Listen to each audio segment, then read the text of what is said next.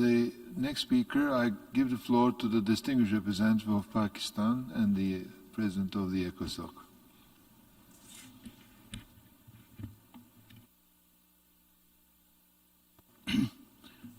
Thank you, Mr. President.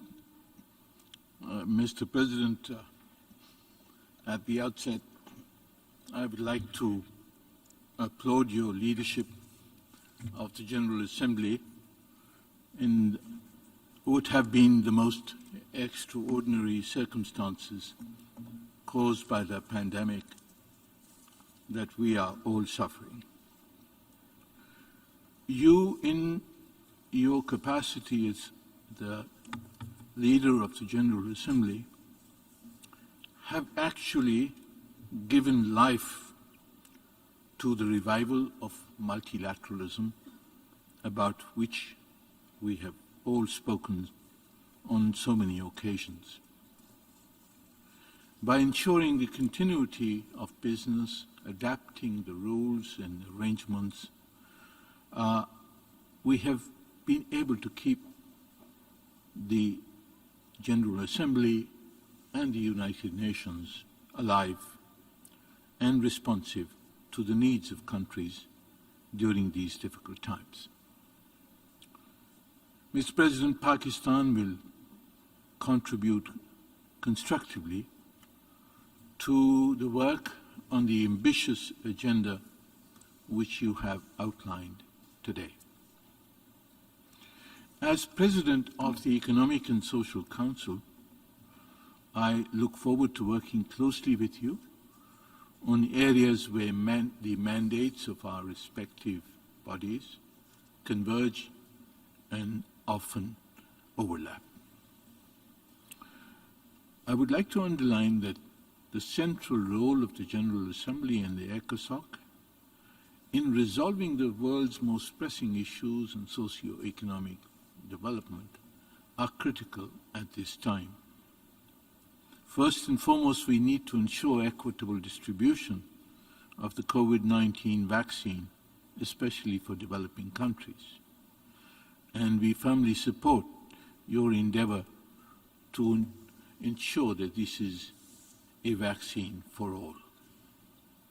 As you know, Mr. President, in my capacity as the ECOSOC President, I have also prioritized three things: the financing of the SDGs and COVID recovery. I hope that at the Financing for Development Forum in April, we will be able to reach agreement on some priority actions to respond to the dire fiscal and liquidity challenges that are facing so many developing countries, including the most disadvantaged.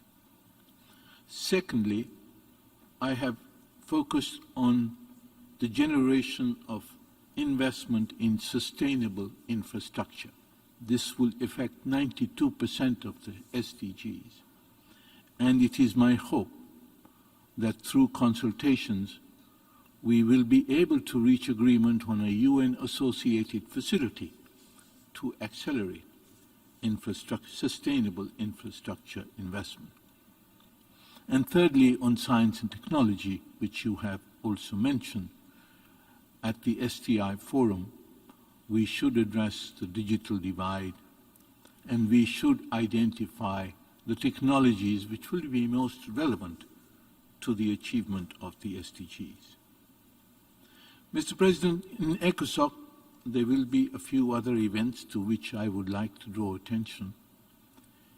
Next month, in February, we will convene a special event on racism and inequality to mark the 20th anniversary of the Durban Declaration. In March, I will convene two special events. One, to consider the special problems of the small island developing countries.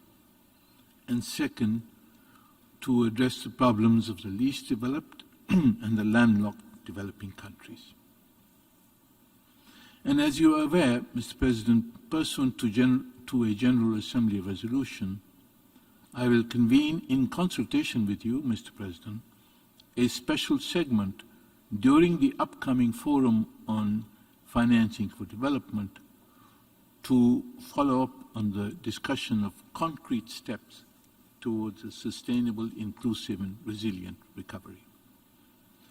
I would also like to underline the importance of the FACTI panel, which was launched by your predecessor and my predecessor on the 2nd of March 2020, with the aim of contributing towards the implementing of the 2030 Agenda by identifying the impediments to the development of developing countries because of the flow of billions of dollars annually in corruption and illicit financial flows.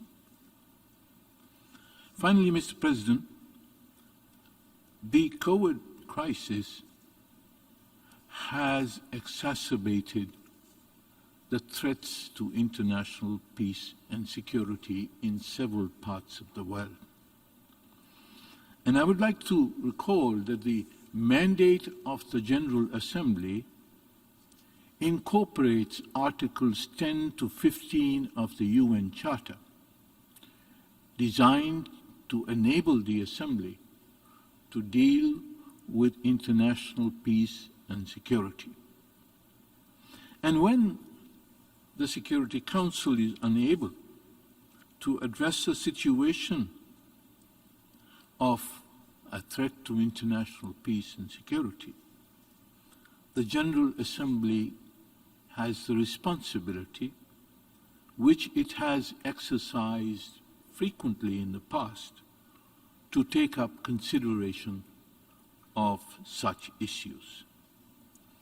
Mr. President, I trust that during your tenure, you will consider where and how the General Assembly could make a contribution that can advance the cause of international peace and security, as well as economic and social development. I thank you, sir. I thank the distinguished representative of Pakistan.